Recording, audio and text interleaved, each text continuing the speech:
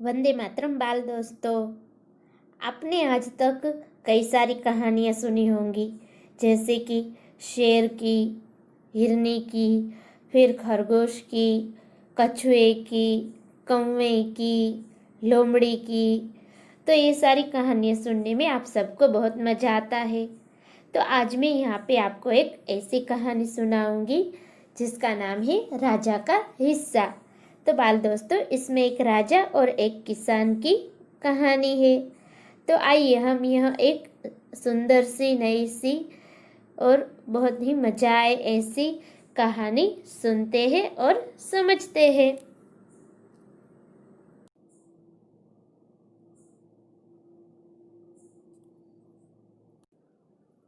इस कहानी में एक प्रजावत्सल राजा का वर्णन है। राजा प्रजा की कठिनाइयों में हमेशा उसकी मदद के लिए तत्पर रहते हैं। तो चलिए बाल दोस्तों, अब हम इस कहानी को सुनते हैं और समझते हैं। राजा भोज बड़े प्रजावत्सल थे। वे स्वयं राज्य में घूम घूम कर प्रजा की कठिनाइयों को देखा करते थे और उन्हें यथासंभव दूर किया करते थे। तो बाल दोस्तों, यहाँ पे इस कहानी में एक राजा है जिसका नाम है राजा भोज, जिनका नाम भी आपने कई बार सुना होगा। तो राजा भोज है, वे बड़े प्रजावत्सल राजा थे। प्रजावत्सल मतलब जो प्रजा की तरफ दया भाव रखता हो, उनको उन्हें प्रेम से रखता हो और प्रजा को ही अपना सब कुछ मानता हो, तो ऐसे राजा को प्रजावत्सल कहा जाता है। तो बाल दोस्तों, वे स्वयं राज्य में घूम घूम घूम कर प्रजा की कठिनाइयों को देखा करते थे। स्वयं मतलब वो स्वयं यानी कि खुद, वो खुद राज्य में घूमते थे और प्रजा की जो कठिनाइयाँ मतलब उनको कोई तकलीफ हो, जैसे किसी को पानी की तकलीफ हो या फिर किसी की गरीब परिस्थिति हो या किसी को पैसे की तंगी हो, तो ये जो सारी कठिनाइयाँ होती है प्रजा की, मतलब वो जो उनके राज्य में जो लोग रहते हैं उन्हें प्रजा कहते हैं। तो उनकी जो कठिनाइयाँ है उन्हें देखा करते थे और उन्हें यथासंभव मतलब उनसे जो भी प्रयत्न होता था उनसे जो प्रयत्न होता था उससे वो उन्हें दूर किया करते थे। तो बाल दोस्तों, इस तरह राजा भोज है वो प्रजावत्सल राजा थे और वो खुद ही राज्य में घूमकर अपने राज्य के जो लोग हैं, प्रजा है, उनकी कठिनाइयाँ तकलीफें दूर किया करते थे। एक दिन राजा अपनी रानी के साथ रथ पर सवार होकर राज्य का भ्रमण कर रहे थे। तो बाल दोस्तों, राजा भोज जो है वो अपनी रानी के साथ रथ पर सवार होकर मतलब रथ में बैठकर वो राज्य का भ्रमण कर रहे थे। भ्रमण करना मतलब राज्य में घूम रहे थे, यानी कि फिर रहे थे। वे राजधानी से बहुत दूर निकल गए। तो बाल दोस्तों, राजा भोज की जो राजधानी है, जहाँ पे उनका महल है, वहां से वो बहुत ही दूर निकल गए थे। उन्होंने देखा कि एक खेत में एक किसान हल जोत रहा है, मगर उसके हल में एक ही बैल है।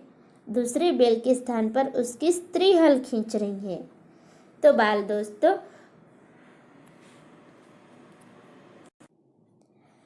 दोस्तों उन्होंने देखा कि वो जब अपनी राजधानी से दूर निकल आए तो पास में उन्होंने एक खेत देखा। तो खेत में एक किसान जो है वो हल जोत रहा था, यानी कि जो जमीन खेड़ी जाती है तो उसे हल जोतना भी कहा जाता है। तो वो हल जोत रहा था, तो उसके हल में एक ही बैल था।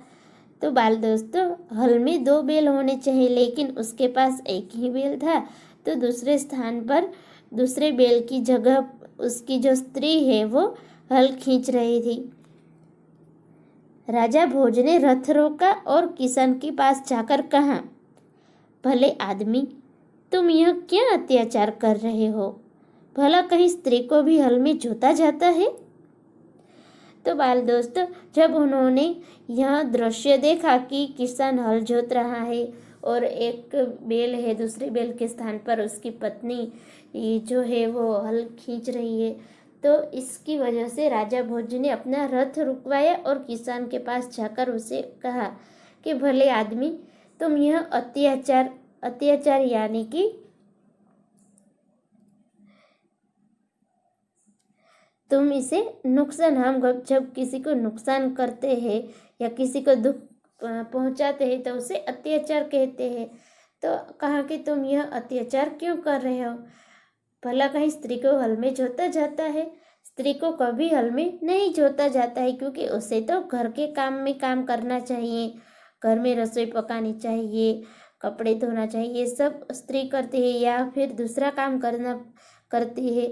लेकिन हल जोतने में उसको हम रखेंगे तो उसे बैल की तरह ही ज़्यादा ताकत लगाकर काम करना पड़ता है।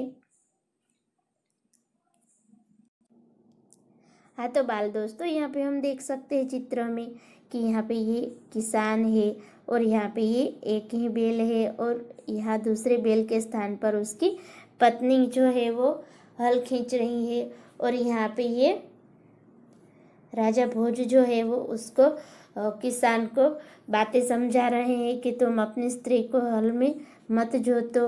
उसके बाद यहाँ पे उनका रथ खड़ा है, ये देखिए यहाँ पे उनका रथ खड़ा है और ये आसपास पूरा खेत का नज़ारा दिख रहा है।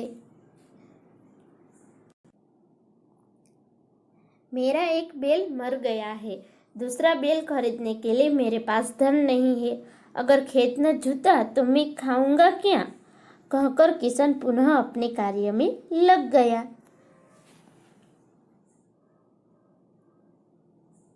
तो बाल दोस्तों, किसान ने कहा कि मेरे पास एक ही बैल है, जो एक दूसरा बैल था वो तो मर गया है, तो अब मैं उसके स्थान पर दूसरा बैल खरीदने के लिए मेरे पास धन नहीं है।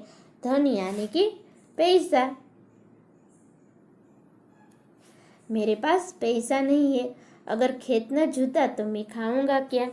तो बाल दोस्तों, अगर खेत जोतेगा नहीं किसान तो फिर बारिश के समय में अच्छी फसल नहीं होगी, तो इसलिए अच्छी फसल नहीं होगी तो फिर किसान क्या खाएगा, रोजी रोटी कहाँ से लाएगा?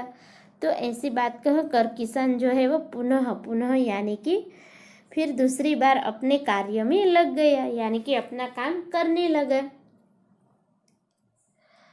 उसे क्या पता था कि उससे बात करने वाला कौन है? बाल दोस्तों, तो किसान को तो पता ही नहीं था कि वो जिससे बात कर रहा है वो राजा भोज है।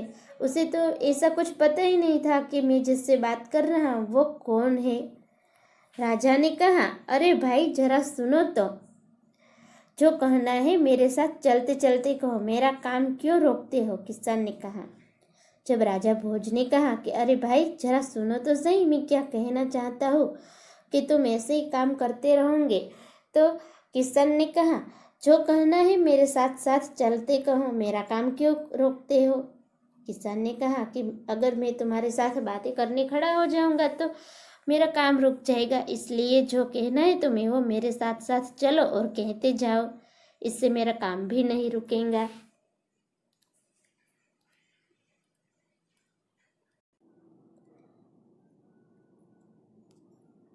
राजा भोज उसके साथ चलने लगे। अपने काम के प्रति किसान की लगन देखकर राजा भोज बहुत प्रभावित हुए। वह बोले, भले आदमी, इस प्रकार तो तुम्हारी पत्नी थक जाएगी और थकावट की वजह से कोई दूसरा कार्य भी नहीं कर सकेगी। तो बाल दोस्तों, जब किसान ने कहा कि तुम मेरे साथ चलते चलते बात करो तो मेरा काम नहीं रुकेगा, तो राजा भोज उसके साथ चलने लगे और किसान जो है वो एकदम लगन से यानी कि उसका जो काम के प्रति लगन है, उसका ध्यान है काम में, एकदम ही वो यहाँ नहीं देख रहा है वहाँ नहीं देख रहा है और एकदम मेहनत से काम कर रहा है। तो ये देखकर राजा बहुत बहुत प्रभावित हुए प्रभावित हुए यानी कि प्रसन्न हुए। तो वह बोले, भले आदमी, इस प्रकार तुम्हारी पत्नी थक जाएगी और इस थकावट की वजह से कोई दूसरा कार्य भी नहीं कर सकेगी। किसान बोला,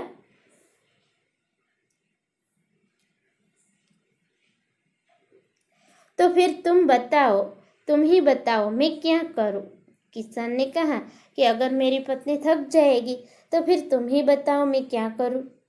राजा ने कहा, तुम मेरे साथ चलो, मैं अपना एक बैल तुम्हें दे देता हूँ, मगर इतनी देर में मुझे काम रोकना पड़ेगा, तुम ही बैल ला दो। किसान बोला। जब राजा ने कहा कि तुम मेरे साथ चलो, मैं अपना एक बैल तुम्हें दे देता हूँ, तो किसान ने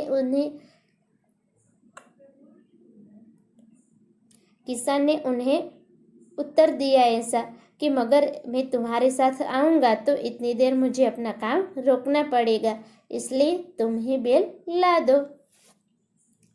अच्छा, ऐसा करो, तुम अपनी पत्नी को रथ के पास भेज दो, वह मेरी पत्नी से बैल ले आएगी, तब तक मैं तुम्हारे हल में जुतूंगा। राजा ने कहा।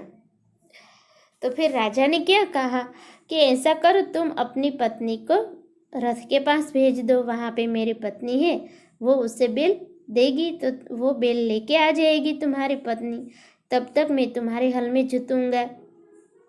ऐसा राजा भोज ने कहा। किसान इस बात पर राजी हो गया। राजा भोज हल में जुत गए और किसान की पत्नी रथ के पास चली गई। उसने रानी को सारी बात बता दी। तो बाल दोस्तों, किसान जो है वो, जब राजा भोज ने ऐसा कहा कि तुम अपनी पत्नी को बैल लाने के लिए भेज दो, तो किसान, तब तक मैं तुम्हारे हल में जुतूंगा, तो किसान इस बात पर राजी हो गया कि चलो अब मेरा काम तो नहीं रुकेगा। राजा भोज हल में जुत गए और किसान की पत्नी रथ के पास चली गई और उसने रानी को सारी बात बताई कि कैसे राजा भोज ने किसान के साथ बात की, किसान ने कैसे उसको उत्तर दिए। रानी ने पूरी बात सुनकर कहा, तुम्हारा बैल तो कमजोर होगा, वह हमारे बैल का साथ नहीं दे सकेगा, इसलिए तुम दोनों ही बैल ले जाओ। किसान की पत्नी दोनों बैल लेकर खेत पर पहुंची। किसान बहुत प्रसन्न हुआ। राजा भोज ने कहा, अगर कभी कोई दिक्कत हो तो मेरे पास आना, कहकर राजा भोज ने उसे अपना परिचय दिया। तो किसान बहुत शर्मिंदा हुआ। तो बाल दोस्तों, रानी ने पूरी बात सुनी। किसान की पत्नी की जो पूरी बात थी वो रानी ने सुनी और फिर कहा कि तुम्हारा बैल जो है वो थोड़ा कमजोर होगा, तो वो हमारा बैल ताकतवर होगा, तो उसका साथ वो नहीं दे सकेगा, क्योंकि कमजोर बैल है वो धीरे धीरे चलेगा और जो ताकतवर बैल होता है, मजबूत बैल होता है, वो तो जल्दी चलेगा, तो इसलिए वो कमजोर बैल उसका साथ नहीं दे सकेगा। तो ऐसा करो, तुम दोनों ही बैल ले जाओ। किसान की पत्नी दोनों बैल लेकर खेत पर पहुंची। किसान तो बहुत प्रसन्न हुआ यानी कि आनंदित हुआ, खुश हुआ। तो राजा भोज ने कहा, अगर कभी कोई दिक्कत हो तो मेरे पास आना। तो राजा भोज ने कहा कि कभी कोई तकलीफ हो तुम्हें तो मेरे पास आ जाना, कहकर राजा भोज ने अपना परिचय दिया मतलब अपने बारे में बताया। तो जब किसान को पता चला कि ये तो राजा भोज है, तो किसान बहुत शर्मिंदा हुआ, उसे शर्म आई। तो बाल दोस्तों, यहाँ पे हम इस चित्र में देख सकते हैं कि यहाँ हरे भरे खेत है, इसमें गेहूँ उगे हुए हैं और किसान जो है वो भी काफ़ी खुश लग रहा है। तो बाल दोस्तों, अब हम देखते हैं कि ये खेत में इस तरह इतनी सारी फसल कैसे आई और किसान भी इस तरह खुश क्यों लग रहा है, तो वो हम आगे जानते हैं। उसने राजा से बार बार क्षमा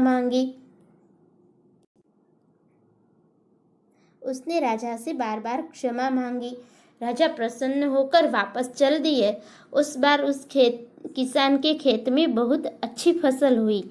उसके आश्चर्य का ठिकाना न रहा जब उसने देखा कि खेत के जितने हिस्से को राजा भोज ने जोता था उसमें मोती उगे थे, बाकी के हिस्से में उम्दा किस्म के गेहूं उगे थे।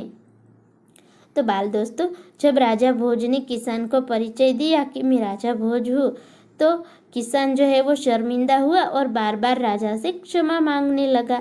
क्षमा यानी कि माफी मांगने लगा। राजा प्रसन्न होकर यानी कि खुश होकर वापस चल दिए, यानी कि वापस अपनी राजधानी वो चलने लगे। उस बार तो जब राजा वापस चले गए, फिर कुछ समय गया, फिर जब खेत में अच्छी फसल हुई तो किसान के खेत में बहुत ही अच्छी फसल हुई थी। हर साल की तरह इस साल बहुत ज़्यादा फसल हुई थी और उसके आश्चर्य का ठिकाना न रहा। आश्चर्य यानी कि ताजुब हुआ। तो उसे बहुत ही ताजुब हुआ और उसने देखा कि जहाँ जहाँ राजा भोज ने खेत को जोता था उसमें मोती उगे थे और बाकी हिस्से में उम्दा किस्म के गेहूं थे। उम्दा किस्म यानी कि उत्तम और किस्म यानी कि प्रकार, तो उत्तम प्रकार के गेहूं उगे थे। किसान बहुत प्रसन्न हुआ। तो ये सब देखकर किसान जो है वो बहुत खुश हुआ। किसान ने सारे मोती इकट्ठे किए और राजा भोज के पास जा पहुंचा। उसने सारे मोती राजा भोज के चरणों में रख दिए और राजा को सारा किस्सा कह सुनाया। तो बाल दोस्तों, जब किसान ने देखा कि राजा ने जितने जगह पे हल जोता है वहाँ पे मोती उगे थे, तो किसान ने वो सारे मोती जो है वो इकट्ठे कर लिए और फिर राजा भोज के पास जा पहुँचा। उसने सारे मोती राजा के चरणों में रख दिए और राजा को सारा किस्सा कह सुनाया कि कैसे कैसे आप मेरे खेत में आए थे, फिर आपने हल जोता था, तो ये उसी की वजह से यहाँ पे मोती उगे हैं। हाँ, तो बाल दोस्तों, यहाँ पे चित्र में हम देख सकते हैं कि यहाँ पे राजा भोज जो है वो किसान से कुछ बातें कर रहे हैं और किसान के हाथ में हम देख सकते हैं कि मोतियों से भरी थाली है। यहाँ पास में उसकी पत्नी भी है और यहाँ पे हम देख सकते हैं कि ये राजा का सिंहासन दिख रहा है और ये आसपास महल का दृश्य भी दिख रहा है। राजा ने कहा, ये मोती तुम्हारे खेत में उगे हैं, इन पर तुम्हारा हक है, इन्हें तुम ही अपने अधिकार में रखो। तो बाल दोस्तों, राजा ने कहा कि ये जो मोती है वो तुम्हारे खेत में उगे हैं, इन पर हक भी तुम्हारा ही है, क्योंकि खेत तुम्हारा है तो हक भी तुम्हारा है। इन्हें तुम ही अपने अधिकार में रखो, अपने अधिकार में यानी कि अपने पास रखो, इन्हें अपनी मिल्कत समझो। नहीं महाराज, यह आपके परिश्रम का प्रताप है, इसलिए मैं इन्हें नहीं ले जाऊंगा। मेरी प्रार्थना है कि आप इन्हें राजकोष में जमा कर ले और गरीबों की भलाई के लिए काम में ले ले। किसान ने प्रार्थना की। तो बाल दोस्तों, जब राजा भोज ने कहा कि ये मोती तुम्हारे खेत में उगे हैं इसलिए ये तुम्हारे हैं, तो किसान ने कहा, ऐसी प्रार्थना की किसान ने राजा भोज से कि नहीं महाराज, ये आपके परिश्रम का, परिश्रम यानी कि मेहनत, प्रताप यानी कि असर है, आपकी मेहनत का ये असर है, फल है, तो इसलिए मैं इन्हें नहीं ले जाऊंगा क्योंकि इसमें तो आपकी मेहनत है। इसलिए मेरी आपसे प्रार्थना है कि इसे आप राजकोष में जमा कर ले, जिससे गरीबों की भलाई के लिए काम में आ सके। किसान की बात सुनकर राजा बहुत प्रसन्न हुए और उन्होंने मोती स्वीकार कर लिए। तो बाल दोस्तों, जब किसान ने प्रार्थना की तो ये सब बातें सुनकर राजा भोज बहुत प्रसन्न हुए और उन्होंने मोती को स्वीकार कर लिया। तो बाल दोस्तों, आप सबको कहानी सुनने में मजा आया? अरे वाह, बहुत अच्छे।